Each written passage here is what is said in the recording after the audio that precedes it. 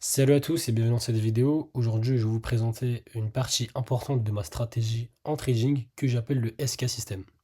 Alors déjà, pourquoi ce nom? Tout simplement, le S qui veut dire structure et le K qui veut dire case level, c'est-à-dire les niveaux clés sur le marché. Alors tout d'abord, en fait, l'idée, elle est simple. Avant de prendre une position, je regarde toujours la structure du marché. Est-ce qu'on est en tendance haussière ou est-ce qu'on est en tendance baissière? Ensuite, j'identifie donc les zones clés où le prix a le plus de chances de revenir. Dans cette première vidéo, je vais vous montrer deux outils qui font partie de ce système. Premièrement, nous avons le retracement de Fibonacci, comme vous pouvez le voir à l'écran, qui est juste là, qui est juste ici. Et secondement, on a la prolongation de Fibonacci, qu'on verra un peu plus tard donc dans la vidéo.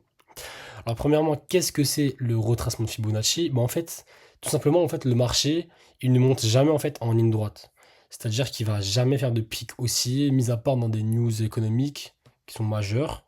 Mais sinon, en temps normal, le prix il va jamais monter d'un coup. Il va soit monter, redescendre un petit peu et monter. Ça, c'est quand on est en tendance haussière.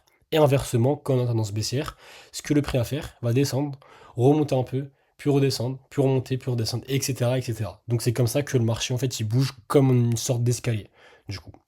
Et donc, avec le retracement de Fibonacci, en fait, c'est un outil qui nous aide donc à repérer où le prix peut s'arrêter pendant une correction avant de repartir donc dans sa tendance.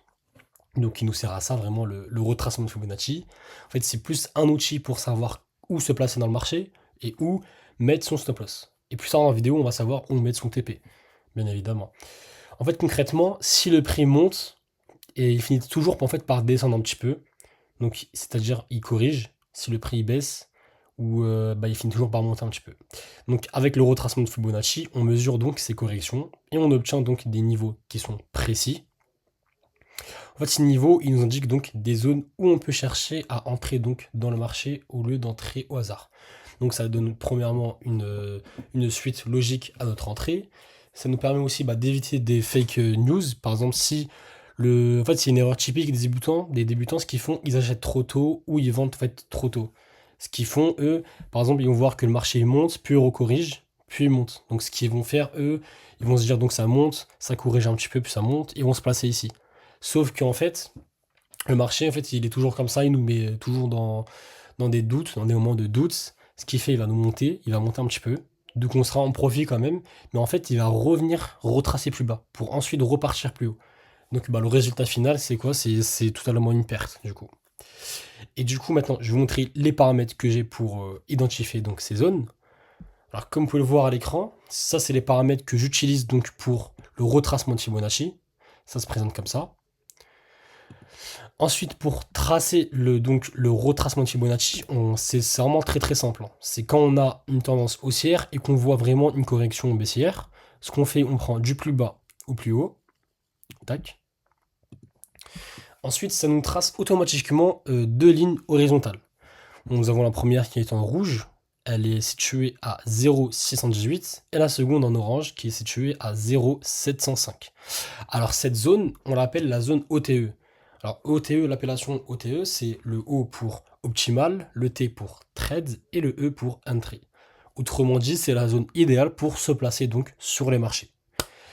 Ensuite, nous avons vu dans la première partie la zone là où il faut rentrer. Ça, c'est pour une tendance haussière. Et c'est le même principe pour une tendance baissière. Alors, quand c'est une tendance baissière, c'est le même principe. Le prix va venir chuter, puis remonter, puis chuter. Et c'est le même principe. On va faire donc du plus haut au plus bas. On va identifier cette zone. C'est la zone OTE. C'est là où on va se placer en vente. Bien évidemment, on va attendre aussi des bougies de confirmation. C'est-à-dire que là, prenons cet exemple. On voit que le prix il est dans cette zone de OTE. On voit des bougies de confirmation en rouge, c'est-à-dire qui baissent, qui donc rejettent la zone. Donc c'est là où on va se placer directement sur le marché. Maintenant, dans la première partie, on a vu où se placer donc sur le marché, où mettre notre stop loss. Notre stop loss, on va le mettre bien évidemment, on va laisser une petite marge en dessous de la zone OTE.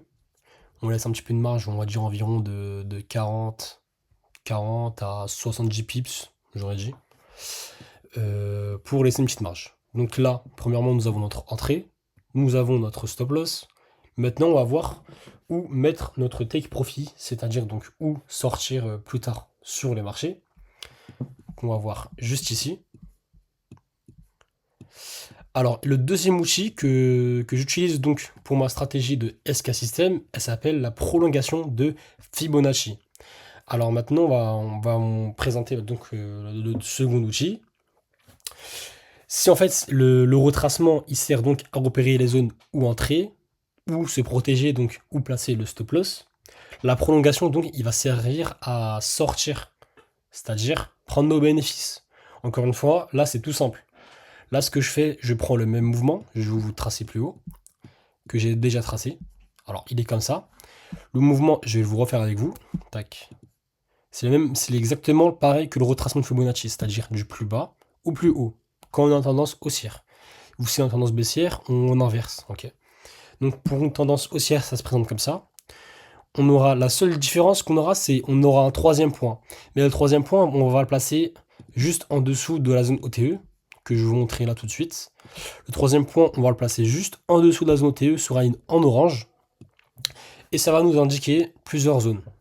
Ça va nous indiquer la première zone à 1.272 et 1.618 et 1.809.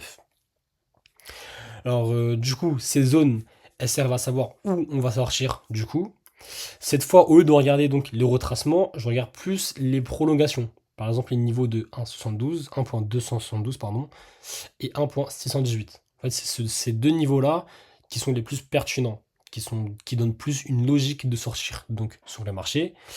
Ces niveaux, en fait, ils me donnent des objectifs clairs plutôt que de faire une position au hasard, par exemple.